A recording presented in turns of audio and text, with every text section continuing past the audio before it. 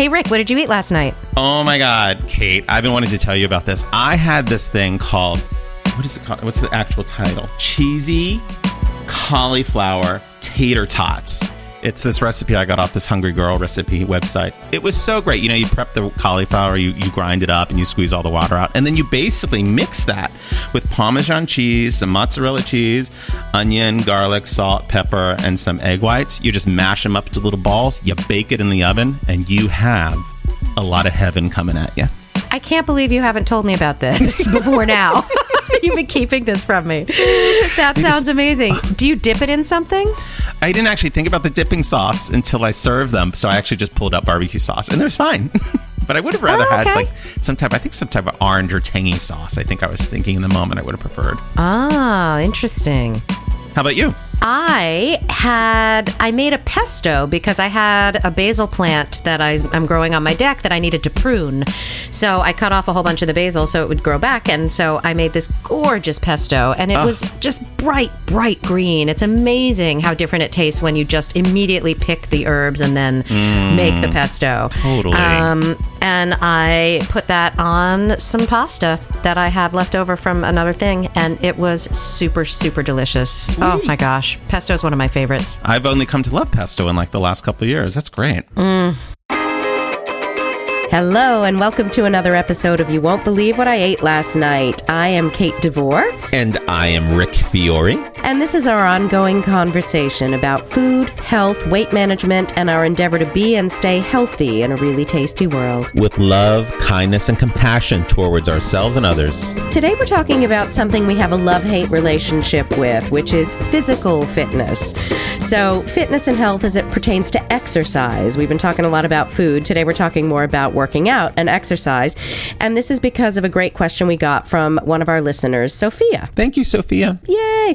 And we're going to read you her exact question a little bit later. But first, I want to know this. Rick, have you ever participated in any fitness fads? Why, yes, Kate, I have. Have you? Tell us about them. I would say the biggest one I'm guilty of is the Jane Fonda workout that came out in the 80s. Oh my God. So you guys, I don't know if you guys know what Rick looks like, but I'm picturing Rick in the Jane Fonda leotard, which like comes up really high on the hip, and his little leg warmers and tights, and his chest hair all poofing out over the top of the leotard. And it's a beautiful, beautiful image. How did you know that's how I dressed? Ow, Kate. Yeah, I was really in the 80s. So that was like, that's really when I was in my teens, like the 15 to 16 years. And that's actually when I sort of started noticing my issue with weight. And I actually remember my mother giving me the video. And I can't remember if I asked for it or if she thought it was a good idea that I do it. But I did it. I would come home from school every day. I'd pop that VHS tape in and I would do the little Jane Fonda workout. And it was at the time I remember thinking, oh, this feels really good. And I felt part of a group. I felt part of something. So, and the only other funny thing about that is I do remember one time I was doing it and my mother came into the room while I was doing it. And I had this terrible habit that I would eat a Butterfinger candy bar while I was doing the Jane Fonda workout. And my mom did not. I did. It was terrible. But at the time, my mother would be like, Ricky, what are you doing? You're eating a candy bar while working out. And I'd always be like, yeah, because I got hungry. Oh, my God. So let's just take a moment and consider how your mother perhaps did not instruct you very helpfully in terms of nutrition. No, not at all. Oh, my God. So you just ate as many calories as you burned off. Probably, if not more, right? Oh, my God. What did you wear when you did your Jane Fonda? I would definitely have really tight sweatpants because I actually did want to replicate how she looked because I thought at that time, she was really one of the first people. I'm like, you have to look right. You have to have the right outfit. So it was about the outfit. Did you wear a headband? No, I didn't wear a headband. Damn. Can you imagine? Oh my God, I wish you wore a headband. Will you wear one now for me? Yes. Okay, hold on. Here it goes. Next time I see you. Deal. So that, and I would have some sort of t-shirt on, but I really loved it because she always had that pose on the front of her box where she's sort of sitting so far back on her pelvis and her toes are going straight up towards the sky and she's reaching up and grabbing one of her feet. She just looks so flexible and so fit. Little did we know she was probably starving herself, because didn't she also later admit she had like some eating disorder? Reach, reach, reach, flat back, out of the hips, straight legs. How about you, Kate? Did you engage in anything? Well, I think the aerobics trend really didn't pass by anybody. So I definitely did some aerobics in, I don't remember if it was high school or college, but I did have my cute little leotard and my cute little tights, and I got cute. I think it was toward the end of high school. I think I went one summer. I used to spend summers in New York with my mom, and I went to her aerobics classes. Oh, nice. And it was that sort of dancey aerobic stuff. And it was fine. It was fun. But it, then I stopped, and that was that. I love the image of you and your mother doing aerobics together. I know. Well, Mom was a dancer. Mom's always been way more fit than me. So, yeah, it was great. She was desperately trying. She's always desperately has been trying to get me to be more fit. So, yeah, she did everything she could, bless her heart. I know, bless their hearts. They did everything they could. They did. I think the only other trend that I really did was Taibo. I was a big Taibo girl. So when I was living in Boston in my late 20s, I just started sort of eating a little bit more healthily and doing Taibo, and I got super ripped and lost a ton of weight really easily by kind of eating cottage cheese for dinner and doing Taibo every night, which God knows now that would not be adequate for me to lose a ton of weight, but it was then. Taibo and cottage cheese. Wow. Yeah. I remember that period you went through, and I don't know if I ever told you this, but I remember being so, I'm going to use the word jealous. I remember being jealous because I just remembered hearing you talk about working out, and then you were getting fit, and I knew you had this great thing that you could do right there in your home. And I remember being so jealous at the time. It was half an hour. Yes, totally. And I have this thing that, as much as you don't want to do it, once you put the VCR tape in, once it's in, I'm going to do it. I'm not going to stop in the middle. Yeah. So it was just, once I got it in there, I did it. And it was just a half hour and it was easy. It was really no big deal. So what was his name? I was a big Taibo fan. Billy Blanks. Billy Blanks. I really should probably dig that out again. I now have it on DVD, and it might be helpful. Wow, you still have a VHS player? No, I said on DVD. I know, exactly. That's what I'm saying. I was like, wow. Yeah, no. I did have one until my last move, but no, I don't have it anymore. So I think in terms of the actual trends, that might be the only one that I've been really a part of that I can think of. You're so lucky. What else for you? Because as I was preparing for the show, when we came up with this idea, I thought, oh yeah, I know I had one or two. But as I went through all the trends and researched them, I was completely shocked by how many trends I've actually been a part of. It was really sort of upsetting. Tell us more. Well, this one I always wanted, but I never did. We'll start here. This is the Thigh Master by Suzanne Summers. Who can't remember the Thigh Master? Thigh Master. Wasn't that a good one? And then she followed up shortly thereafter with the Butt Master, right? Yes. And Buns of Steel would have been in that thing.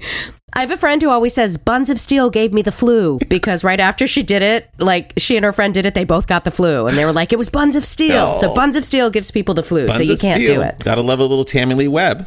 What? How do you know that? Because do you know how many hours, Kate, I have lost in research to the show watching all of these things on YouTube? Rick. It's awful. That is crazy. I used to do aerobics till I dropped. Then I found Thigh Master. Every single time you squeeze Thigh Master, you strengthen and tone right where you need it.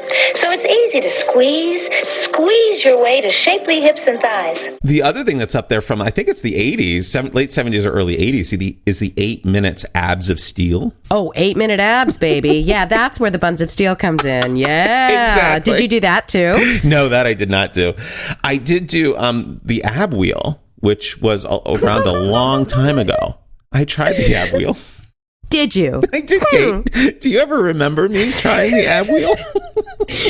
Okay, so right around that time I just mentioned, where I was actually really in shape after I had been doing Taibo and was in my late 20s, right around 30, Rick and I went his sister had a timeshare, and so we got this amazing opportunity to spend 2 weeks in Mexico at this timeshare on the beach.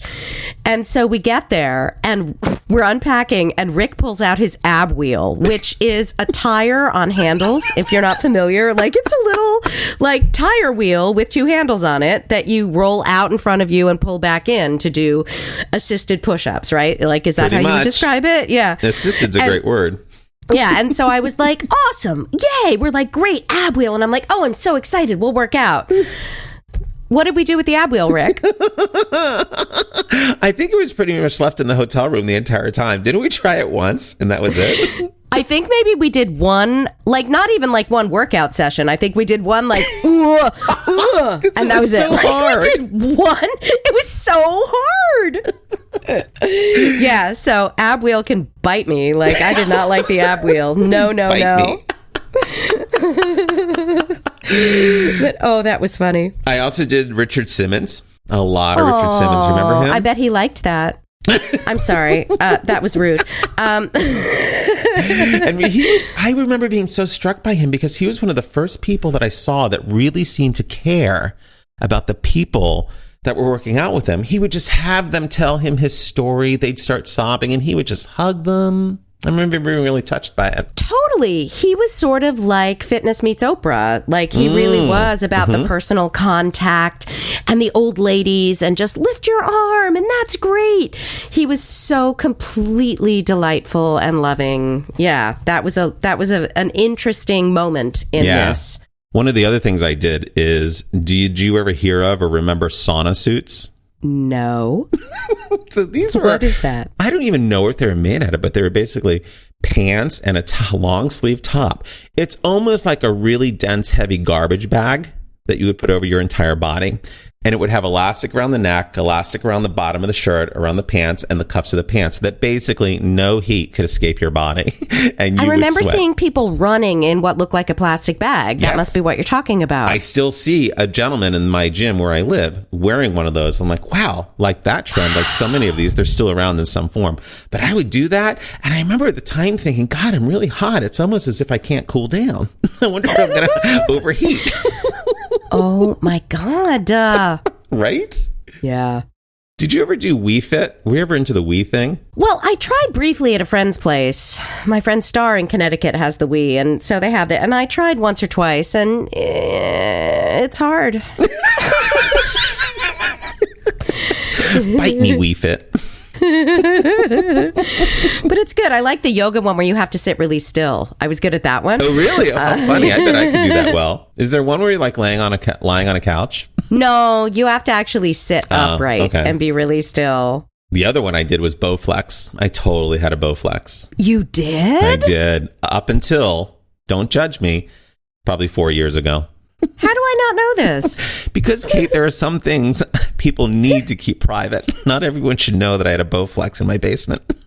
You see, people, this is a really good piece of information about friendship right here, is that you can be best friends with someone for 25 years and not know they had a Bowflex in their basement. That's Kate, all I'm saying. this just and goes you've been to their basement. Did it work, though? I'm serious. Yeah, when I did it, absolutely. All right. It's sort of like Nordic Track, right? Like, Nordic that's Track. another one. Yes. Nordic Track's another good one. It probably works if you do it. Did you look like the guy in the commercials? Yeah, I really did. No, God, can you imagine? Have you ever done shake weight? I have not done shake weight.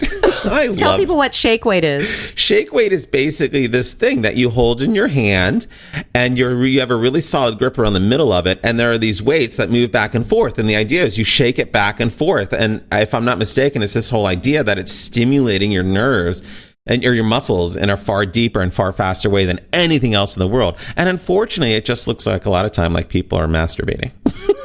Yeah. There was a really funny, was it South Park about that? Yes, Where shake weight. Yes, totally. Look up the South Park shake weight. And Ellen would always make people come out on stage. They just open a curtain in the early days of her talk show, and she would just have them sitting there doing shake weights. That's all she would do. It was very funny. Now we can shake our way to firm and fabulous arms and shoulders in just 6 minutes a day with the lightweight and easy to use shake weight for women. Basically from my elbow all the way up to the top of my shoulder. Remember the belt? Remember the weight loss belt where you would stand on a platform and there would be a belt around you and it would vibrate and you were supposed to lose the weight because it was vibrating you?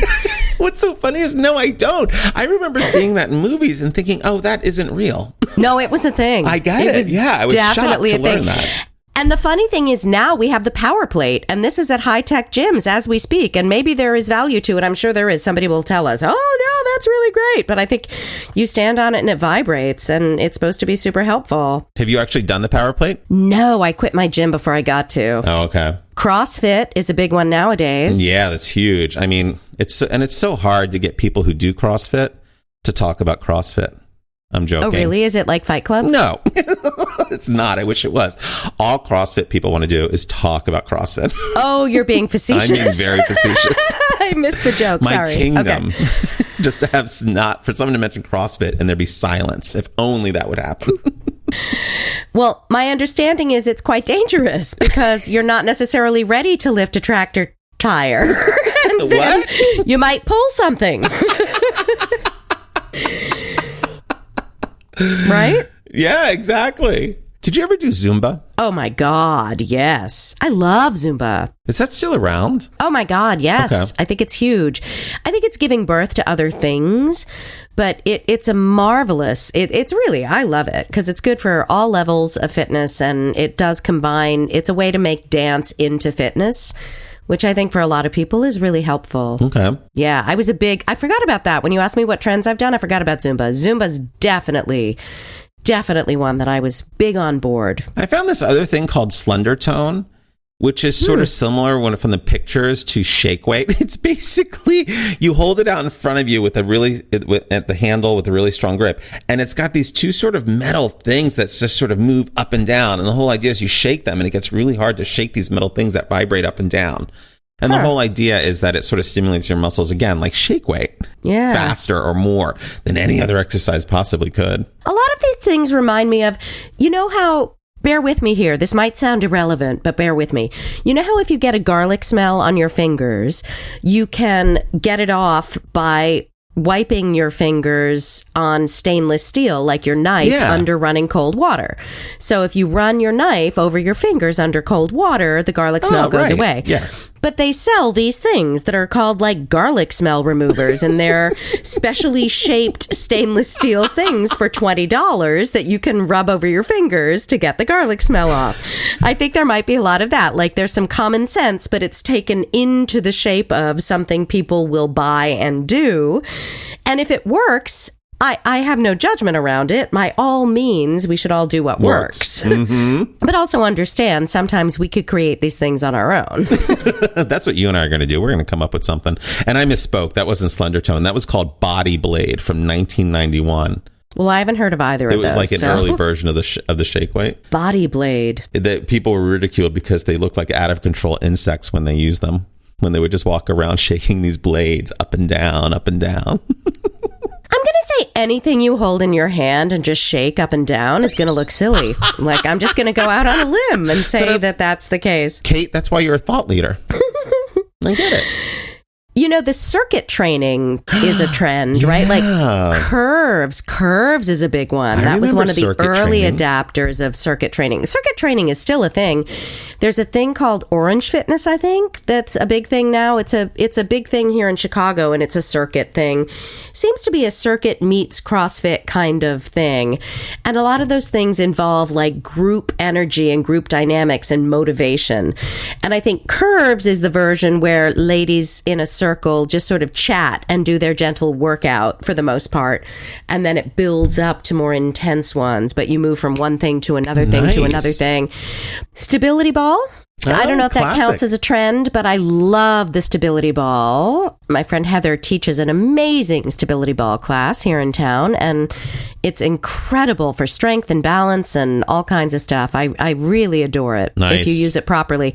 But we've had a lot of subs for that class who don't know how to teach it, and then it sucks. Like, so you have to do the right stuff on it. I can't wait. I've never actually done a complete stability ball class. I've used it, obviously, in the gym, but that's about it. Oh, I wish I'd ever taken you to one of those. That's too bad. Yeah. Did you know?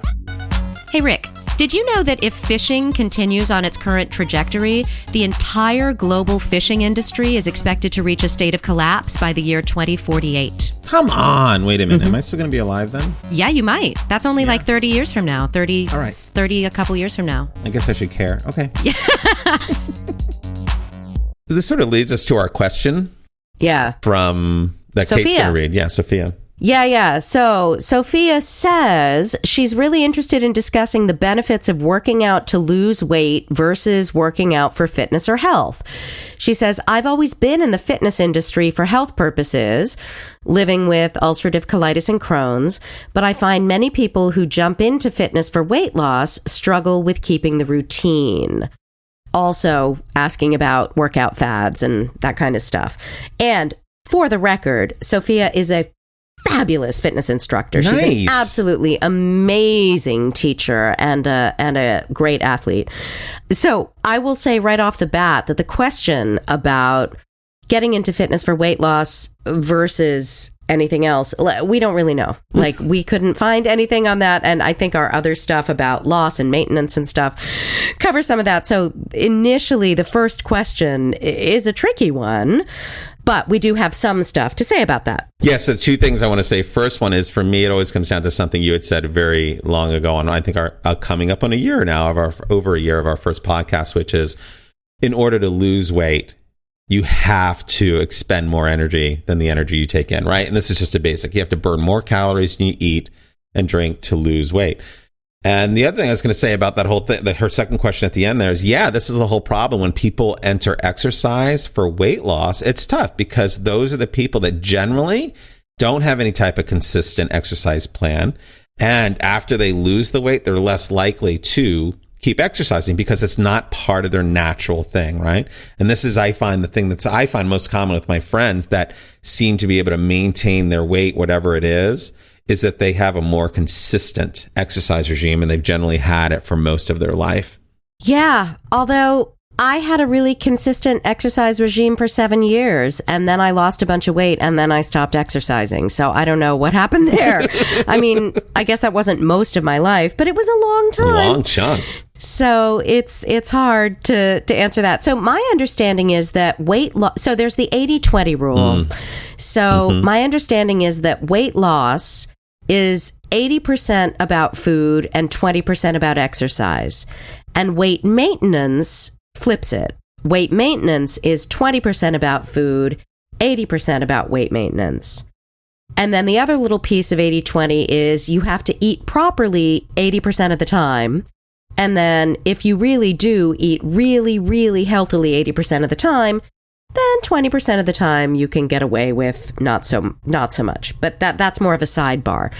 So for weight loss, theoretically, the exercise isn't as big as a deal. And I think what a lot of us do, what I did, is I worked out like a lunatic. And in fact, somebody who knows a great deal about fitness at my gym, who was a friend of mine, who was the head of the gym, Francie, told me that one of the reasons I was having a hard time losing that last 10 pounds was that I was overtraining. So I think I overdid it. So if loss really is 80% food, 20% exercise, and I dove in with that much exercise, I couldn't maintain it. I was at a level that I couldn't maintain. And so it fell apart on me. I get that. I was thinking about what you just said, which is I think so much in my life that, Rick, if you could just manage the calories you take in, which has always been my issue. I'm not saying I would not have to exercise, because obviously we all need to exercise on some level, but it would solve a large majority of my problems. Because right now, for the most part, my weight, for the most part, can stay pretty consistent. I have extra poundage on me now, but that's also because I take more calories in than I actually need to. And I do have some consistent exercise. But if I could just really sort of manage those calories, I'd have to exercise far less than I do, which would make me happy. Yeah. And sometimes I just wish that motivation could be enough to not have to exercise as much. Just eat less. That would just be so much more easy and peaceful on a level. It really does seem that way, doesn't it? It does make it really mysterious. Not my lot in life, I guess. Yeah, it is strange. I also think it's true that a calorie isn't a calorie. I think 500 calories of lentils and quinoa is not the same as 500 calories of Cheetos and wine. Agreed. Cheetos and wine. So I do think they're really different, and you know how we process it is different, and how much protein we have and how much fiber we have, and how the microbiome people would talk about the stuff that's going on in our gut and the things that we need to eat for that. So I think the whole, you know, number in versus number out isn't, while it's true, yeah, it's also, I don't think, entirely the thing. Agreed. Yeah. This is one of the things I found that was interesting is just about weight management or maintenance, is they say 62% of successful weight maintainers watch less than 10 hours of TV per week. They turn off the TV, they eat breakfast and haul out that bathroom scale, and they stay on the treadmill rather than TV. And I just think this is an interesting thing. It sort of struck something in me, because I have not been someone that's been able to watch a lot of TV lately. So I just don't have time for it. So one of the things that's really encouraged me to do is get on the treadmill while I watch TV. So I get on the treadmill and I get my little iPad, and that's something that's really allowed me to sort of like, you know, get, you know, far better about exercise, because I sort of now see it as a reward, as a way to watch. I'm like, oh, if I exercise, I get to watch TV.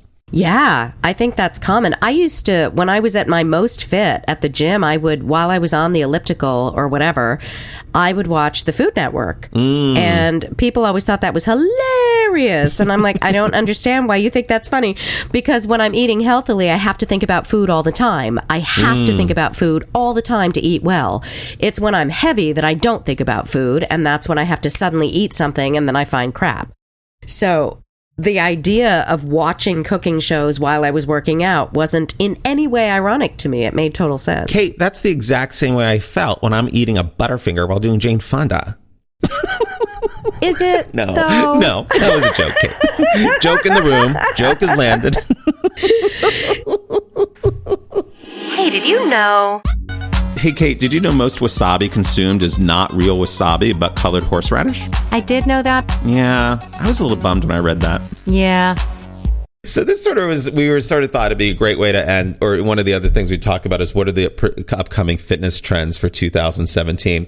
So these are a couple fun ones. So it seems like they're predicting that one of the biggest trends is body weight training. This is the whole idea of whatever you do it with your own weight, your own body. There's no... Oh, I love it. Yeah. There's no need for props. There's no need for gear. You can do it anywhere. So that's an interesting one. You mean like yoga? Yoga? Yeah, exactly. Just for example? Pretty much. No, that makes so much sense. Good. Yeah. Any others? Yeah, That's great. The other one they're calling is HIIT, which is high intensity interval training. Yeah, they were doing it at my gym last year, baby. Exactly. So this is the whole idea that they're that all I'm not a part of anymore. that they're all going to get even stronger. It's the whole idea that because people are so compressed for time is that they're going to work for more higher intensities for shorter periods of time. And this is, I just thought was so interesting. Like curves, but harder. Yes, exactly. And I think back to the 8-minute workout, the 8-minute ab workout that came out in the 70s. I mean, this whole idea that no one has time to work out and they're trying to make the workouts more intense, but shorter just so you can fit it in. I think that's such an interesting idea. The other thing they're saying is going to be really big, even get bigger, is group training. So boot camps, the idea of getting together in groups to walk and exercise, that this is becoming a really big thing on social media because there's all these ways to hook up. It's very easy to hook up with groups. So I think that's interesting. I've never been much into group exercising. Have you? Yeah. Really? Yeah. I mean, for all those years that I was working out a lot, it was because I was in classes. I really like taking fitness classes, which isn't the same as a group of us getting together and doing something. Yeah. It's a whole different dynamic. But I love fitness classes. There is the group dynamic, but I also like being a student. I like being led. I like not having to think about it. Agreed. Which isn't the same thing necessarily. The other big trend for 17, which is just going to get bigger and stronger, is wearable technology, right? These are the things that you just rolled your eyes. And she just sighed, people. The Fitbit. What else is there? All these little apps that count your steps, that it's just going to get bigger and better. And this never really worked for me. I've never tried them, but I hate them. Why do you hate them? I just do. Okay. Well said. I have enough trouble with the technology I have to use. I don't want something else telling me what to do. But I'm sure I'll succumb. Somebody should tell me why. I'm sure I'll do it. Totally. You know, whatever. My sister tracks her steps every day. So when we travel together, it's nice because I get an idea of how much I move. And then finally, one of the big things they're saying is personal training is even going to go more through the roof. They're predicting, according to the U.S. Bureau of Labor Statistics, the number of personal training jobs in the United States is slated to grow about 13% every year until 2022. So the market's just going to keep getting flooded with people that, are really sort of wanting to just work with people privately. Have you? And I'm a big fan of that. I actually tried to do that, but the people I tried, it just sort of fell through. It was a comedy of errors. I tried like 5 people and none of it worked out. I think it's great. It's also important to know that I'm not sure what the necessary licensing is to call yourself a personal trainer, but you don't necessarily have to know much about the body. And so be careful who you choose, because anyone can sort of hang out a shingle and call themselves a personal trainer with pretty minimal licensing. So make sure you get somebody that's actually knowledgeable. And a lot of those folks are unbelievably knowledgeable. Yes, but agreed. There's a lot of people that are not, and people get injured and stuff. Yeah, and I always come, because I have a shin splint issue that I get really bad shin splints, and no one I've ever worked with privately has really ever understood that. They just want to keep making me jump around on cement floors as much as possible. And then I'm always like, see ya. Yeah, exactly. And you're not for me. All right, Kate. So here's what I'm thinking about, the action steps I'm going to take. I'm really committed to this idea of using TV as a reward for my workout, listening to my TV on the treadmill, because it's been so successful for me for about the past 2 months. Like, it definitely gets me there every day. It gets me functioning. And I feel like, okay, if I know I'm going to be able to do something fun while being on the treadmill, great. So I think that's what I'm really going to think about in 2017. And I'm going to consider some type of wearable technology. What about you? Any thoughts? Well, I have to do something. And it's tricky because I don't have anything that doesn't require me going out in minus 30 degrees and 6 feet of snow. Totally. So it's really hard. I would like to find something I can do at home. So I wonder if I might not try to get back into Taibo. And then I also was a big fan of Gabrielle Roth's The Wave. I remember that, Kate. Remember I used to do that a lot? It's dance, yeah? Yeah, it's dance. Is it tantric dance or just dance or spiritual dance? She calls it ecstatic dance, I think, and she takes it through these various rhythms, and it's a way that you can move at home. So I think I need to find things that I can do at home, at the very least, especially in the winter in Chicago, and then add things onto that. But I think that's a really reasonable thing that I can start, is because I know that once I put the DVD in, I will spend that half hour doing the thing. Yeah. So I think I'm going to try The Wave and Taibo. Those are the things that I think are reasonable to start at this time of year. And then we'll talk more about what we're going to do in the next phase. Nice. I like that. Good. Thanks so much for listening. We so appreciate it. We hope you will subscribe on iTunes, YouTube, and SoundCloud. And if you're subscribed on iTunes, still subscribe on YouTube. We need your numbers. Yes. Thank you. And like us, review us, and send us any questions you have on Facebook. That's a great thing. And also check out our website, youwon'tbelievewhatIate.com. And our podcast is supported by generous listeners like yourself. So there is a PayPal button on there if you would like to give us a donation. And as always, check out our Facebook page. We post a lot of really great fun things. And as always, send us your questions, thoughts, comments. You can send us an email to youwon'tbelievewhatIate@gmail.com, or you can send us an MP3 player. You can just record it right on your phone and email it to us, and we'll play it right here on Ye Olde Podcast. Yeah, so here's to a great year for all of us.